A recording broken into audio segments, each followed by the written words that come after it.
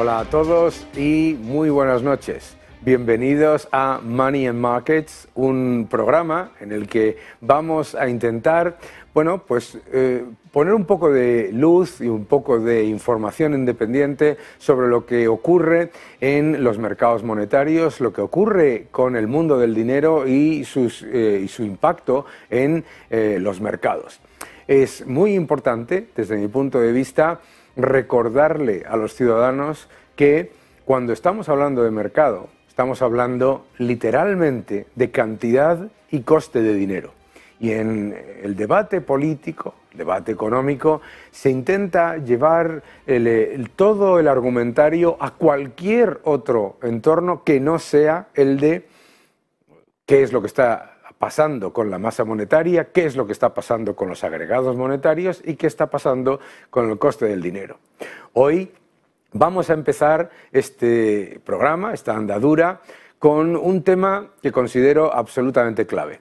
Estamos al borde de una nueva crisis energética, pero mucho peor que la anterior. Vamos a analizar algunos de los elementos que han pasado en los últimos años y los errores que se han podido cometer en política energética.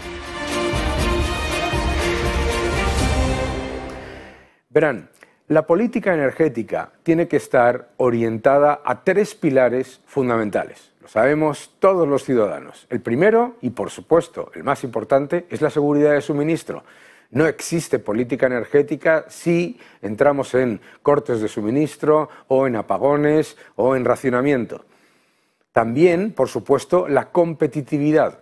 Darle a los ciudadanos una fuente de energía abundante y a la vez asequible es clave para el progreso económico. No existe la industria, no existe el consumo, no existe el progreso sin energía abundante y competitiva. El tercer pilar, por supuesto, es el respeto al medio ambiente.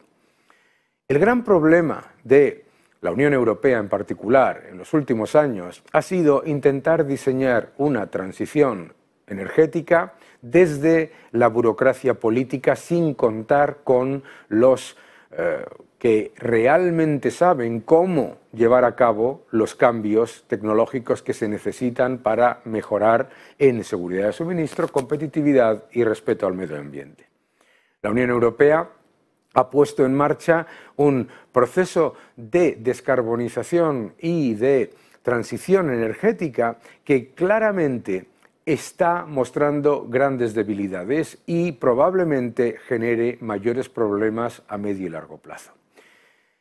No ha habido jamás en la historia de la humanidad una transición energética que se haya llevado a cabo por decisión política y mucho menos una transición energética en la que la alternativa que aparece sea más cara, menos abundante y menos flexible que la previa. Claro, el aceite de ballena no fue sustituido por el petróleo por una cuestión de amor a las ballenas o por una cuestión de decisión política, sino porque el petróleo era mucho más fácil de transportar, de almacenar y de producir y, por supuesto, más barato. La importancia de que la transición energética venga desde la tecnología, la competencia y la innovación es absolutamente clave. En el momento en el que en la Unión Europea, también en Estados Unidos, con las últimas medidas políticas, lo que se hace es ponerle trabas a la seguridad de suministro y la competitividad y además se le ponen trabas a la inversión en las energías que son necesarias para llevar a cabo ese complejo proceso que es el de transición. Transición no significa en una hoja de Excel pasar de A1 a A2, que parece muchas veces lo que quieren hacer los burócratas. Transición es ir poniendo en marcha los mecanismos para que las tecnologías nacientes sean competitivas y además abundantes en un entorno en el que no entremos en crisis energéticas. Y se ha hecho lo contrario, se ha empezado la casa por la ventana. ¿Qué es lo que ha ocurrido en la Unión Europea? Nos enfrentamos a escasez de diésel, entre otras cosas, por haber cerrado el 30% de la capacidad de refino de nuestros países. Nos enfrentamos a escasez y a una crisis energética por haber decidido inconscientemente cerrar centrales nucleares, prohibir el desarrollo de nuestros recursos naturales y prohibir también la capacidad de generar gas natural, que es un elemento absolutamente esencial en una transición energética. No existe la descarbonización sin nuclear y sin gas natural. No existe. Por lo tanto, ¿qué es lo que ocurre? Ocurre que lo que se consigue es lo contrario a lo que se finge proteger. Alemania, con más de 150.000 millones de subvenciones a las energías renovables, hoy consume más carbón que lo que consumía hace unos años. No solamente eso, sino que entre carbón y lignito, que en realidad es lo mismo, es prácticamente el 40% del mix energético de Alemania. El haber cerrado las centrales nucleares ha sido un error absoluto por parte de Alemania. Pero no podemos olvidar también el error de ignorar que las renovables necesitan toda una cantidad de metales que se tienen que minar. Algunas veces cuando hablo con personas del entorno político pareciera que la solar y la eólica se producen cantando canciones de John Lennon. Se necesita mucho más cobre y si eso hay que minarlo. Se necesita mucho más aluminio, se necesitan muchas más tierras raras, níquel, cobalto, litio, hay que minarlo. Se necesita multiplicar por hasta 7 veces la minería que ahora mismo se está dando para poder llevar a cabo una transición a vehículos eléctricos y para llevar una transición a energías renovables.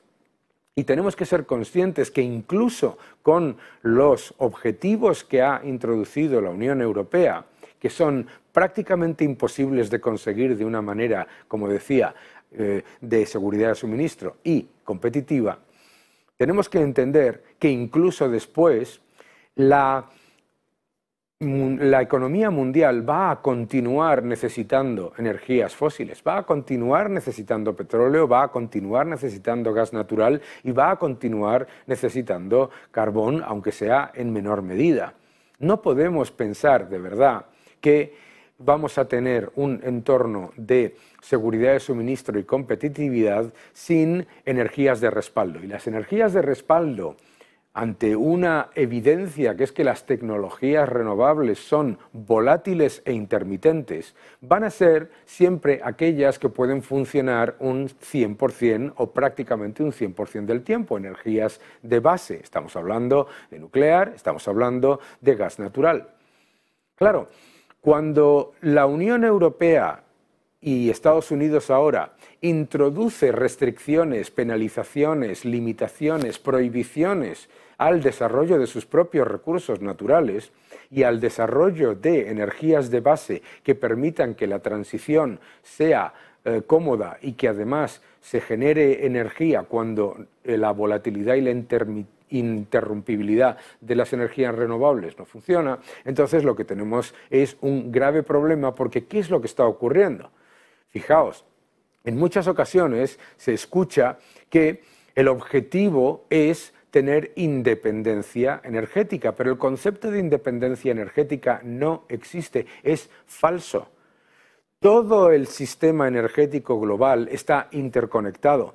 No se puede pensar en independencia energética desde un punto de vista autárquico y mucho menos cuando se niega el desarrollo de los propios recursos naturales. Porque, claro, se intenta reducir la, entre comillas, dependencia del gas natural ruso de la Unión Europea y lo que se consigue llevando a cabo estas políticas es depender mucho más de China por las tierras raras, por la minería, etcétera, y además continuar dependiendo de Rusia, por supuesto, por una sencilla razón. Hemos visto en los últimos tiempos cómo los gobiernos se han dado cuenta que no pueden simplemente poner puertas y eliminar a un suministrador clave por cuestiones políticas y geopolíticas. Sobre todo, no se puede poner puertas y eliminar a un suministrador clave en un entorno en el que además nos disparamos en el pie, eliminando la posibilidad de generar energía por nuestra parte. La realidad, por lo tanto, del sector energético es que siempre ha sido cooperación, siempre ha sido inversión, inversión disruptiva, tecnología, destrucción creativa y competencia. En el momento en el que se sustituye por subvención y políticas impuestas desde el sector burocrático, lo que termina generándose es lo contrario a lo que se busca conseguir. Se termina retrasando el proceso de transición energética, se termina retrasando el proceso de mejora de los procesos industriales, etcétera, y se termina también aumentando la dependencia de aquellos países a los que se ataca. No tiene ningún sentido, por otro lado, introducir un mensaje casi paternalista por parte de los políticos de decirle a los productores de los países petroleros: ustedes están haciendo un producto que nosotros no vamos a querer dentro de 7 años, pero hasta entonces están miles y miles y miles de millones anuales para generar esa energía para nosotros que después vamos a rechazar. Es, por supuesto, una oferta que nadie va a aceptar. La realidad es que todo el mundo está trabajando por un entorno en el que los pilares de respeto al medio ambiente, de mejora de la calidad de vida de todos los ciudadanos, de acceso al suministro de manera abundante y de competitividad mejoren. No existe en el mundo ningún país que esté intentando que eso no funcione. Lo que se está haciendo en la Unión Europea es una visión paternalista y equivocada, en la que además lo más peligroso es que se ha ignorado a las empresas y a las industrias que realmente son capaces de generar las soluciones. Las soluciones, por supuesto, podrán venir de más baterías, pero más baterías necesitan muchísimo más minería de litio. No existe ninguna solución energética en el mundo a los retos de descarbonización y a los retos de medio ambiente, suministro y competitividad que no venga de mucha mayor minería y mucho mayor cooperación. En el momento en el que se introduce el proteccionismo y la autarquía, siempre se termina con una crisis energética mayor a la que se intentaba prevenir. Y nos enfrentamos a un invierno complicado. Nos enfrentamos a un invierno complicado porque la crisis energética de la Unión Europea se ha cerrado en falso por 3 factores que no tienen absolutamente nada que ver con la política de los países. El primero ha sido un invierno del año 2022 mucho más suave de lo que se esperaba. El segundo ha sido monetario, hablaremos mucho de esto en este programa. Subidas de tipo, contracción monetaria, de tipos y contracción monetaria supone menor cantidad de dinero, supone, por lo tanto, materias primas relativamente más baratas en dólares. Es decir, ha sido un viento de cola monetario adicionalmente a un invierno mucho más suave. El tercer factor ha sido una China que empezaba a remontar después de la política de COVID-0. Pero claro, China no va a estar importando menos materias primas a medio plazo de lo que nos gustaría a nosotros, ¿no? La realidad es que China continúa con sus propios objetivos y además sus propios objetivos son clarísimos. No solamente es continuar con la descarbonización, la inversión en renovables como líderes que son, etcétera, sino también garantizar el suministro y por eso continúan consumiendo el carbón necesario para garantizar la calefacción y el aire acondicionado cuando es necesario. Es absolutamente clave entender que la crisis energética europea se ha cerrado en falso y que ahora nos enfrentamos a un invierno en el que viene el problema de haber cerrado todavía más centrales nucleares, que es para alucinar.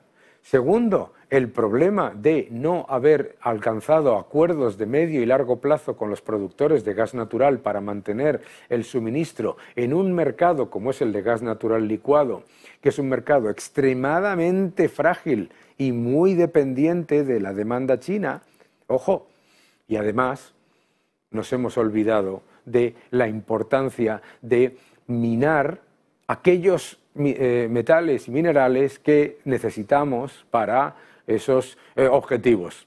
Por lo tanto, mucho cuidado con lo que nos enfrentamos, porque el problema de la crisis energética europea es autoinfligido, porque se sigue ignorando a las empresas que invierten. De hecho, se les penaliza con muchos más impuestos, cuando lo que debían estar ahora es permitiendo que inviertan mucho más para esa seguridad de suministro y esa transición energética.